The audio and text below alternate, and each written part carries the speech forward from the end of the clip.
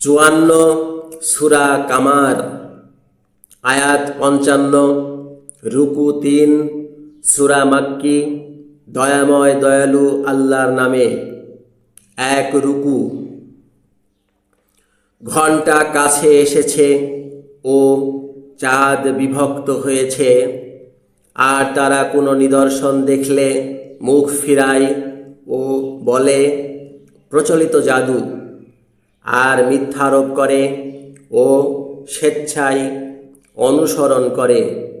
আর প্রতিটি বিষয় নির্ধারিত আছে, আর সত্যই সংবাদ সকলের সম্বন্ধে যা নিষেধ ছিল তা তাদের কাছে পৌঁছেছে। উচ্চ বিজ্ঞান পরে ভয় প্রদর্শন ফল প্রদান করে না।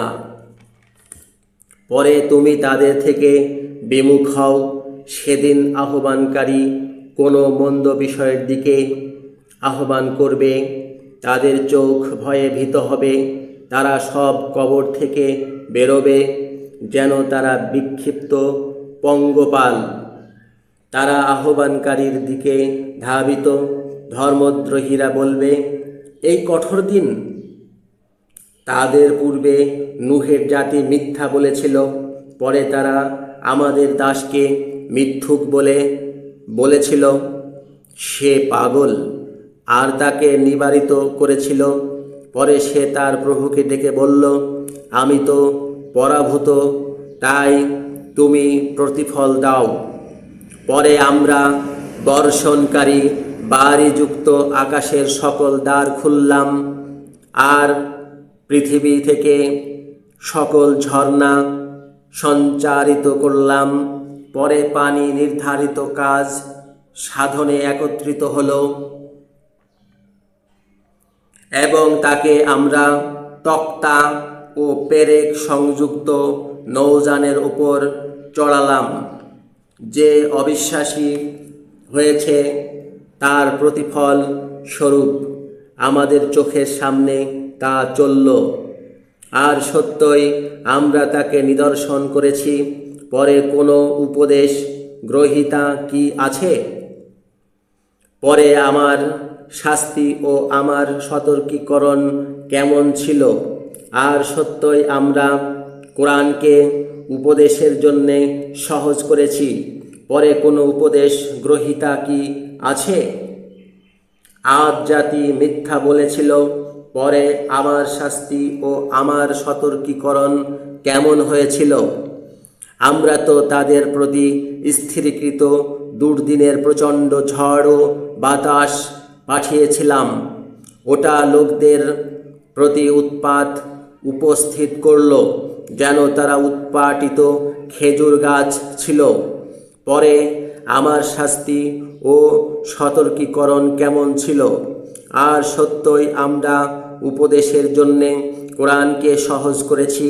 পরে কোনো উপদেশ গ্রহীতা কি আছে? 2 রুকু। সামুদ জাতি সতর্ককারীদেরকে মিথ্যা বলেছিল। পরে তারা বলেছিল, আমরা কি নিজেদের অন্তর্গত এক ব্যক্তির অনুসরণ করব? নিশ্চয় আমরা তখন ভ্রষ্টতা ও পাগলামির মধ্যে থাকব। আমাদের মধ্যে কি তার প্রতি উপদেশ অবতারিত হয়েছে? বরং সে মিথ্যুক আত্মপ্রিয়। কে মিথ্যুক আত্মপ্রিয় তারা কালকে জানবে। আমরা তো তাদের পরীক্ষাস্বরূপ এক উটনী পাঠালাম। পরে তুমি তাদেরকে প্রতীক্ষা করো ও ধৈর্য ধরো, আর তাদেরকে জানাও যে তাদের মধ্যে পানি বন্টন করা হয়েছে, পানির প্রত্যেক অংশ উপস্থিত করা হবে। পরে তারা নিজ সাথীকে ডাকল, পরে আক্রমণ করল, পরে পা কাটল। পরে আমার শাস্তি ও আমার সতর্কীকরণ কেমন ছিল? আমরা তো তাদের প্রতি একটি বিকট শব্দ পাঠিয়েছিলাম। পরে তারা তৃণের ন্যায় খণ্ড খণ্ড হয়েছিল। আর সত্যই আমরা কোরআনকে উপদেশের জন্যে সহজ করেছি।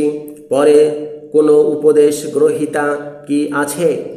লুতের জাতি সতর্ককারীদেরকে মিথ্যা বলেছিল। আমরা তো লুতের পরিবারকে ছেড়ে তাদের প্রতি পাথরের বৃষ্টি পাঠিয়েছিলাম। তাদেরকে শেষ রাতে আমরা উদ্ধার করেছিলাম আমাদের নিকটে অনুগ্রহ দ্বারা। ওইভাবে আমরা তাকে বিনিময় দিই যে কৃতজ্ঞ। আর সত্যই আমাদের আক্রমণ তাদেরকে ভয় দেখিয়েছিল। পরে ভয় প্রদর্শনে তারা সন্দেহ করেছিল, আর সত্যই তারা তাকে তার অতিথির মধ্যে থেকে ডেকেছিল।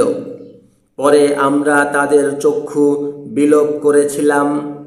পরে আমার শাস্তি ও আমার ভয় প্রদর্শন ভোগ করো। আর সত্যই প্রাতকালে স্বীয় স্থায়ী শাস্তি তাদের প্রতি উপস্থিত হলো। পরে আমার শাস্তি ও ভয় প্রদর্শন ভোগ করো। আর সত্যই উপদেশের জন্যে আমরা কোরআনকে সহজ করেছি। পরে কোনো উপদেশ গ্রহীতা কি আছে? 3 রুকু। আর সত্যই ফিরাউনের পরিজনের প্রতি সতর্ককারীরা এসেছিল।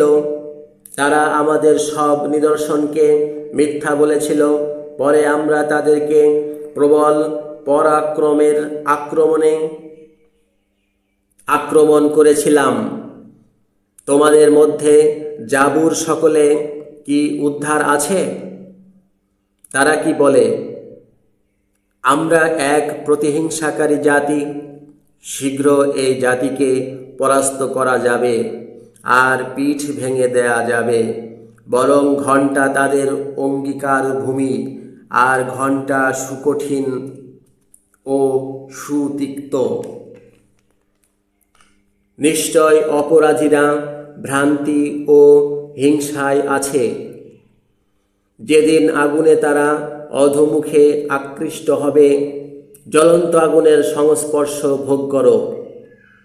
আমরা তো নির্ধারিতভাবে সমুদয় বস্তু সৃষ্টি করেছি, আর আমাদের আদেশ চোখের পলকের মতো একবার মাত্র। আর সত্যই আমরা তোমাদের মতো বহু দলকে ধ্বংস করেছি। পরে কোনো উপদেশ গ্রহীতা কি আছে? আর তারা যে কাজ করেছে তার প্রতিটি বিষয় জাবুর সকলে আছে, আর প্রতিটি ছোট ও বড় লিখিত আছে। নিশ্চয় ধার্মিকরা উদ্যানসবে ও ঝর্ণাধারায় থাকবে। শক্তিমান রাজার নিকটে সত্যের বাসস্থান থাকবে।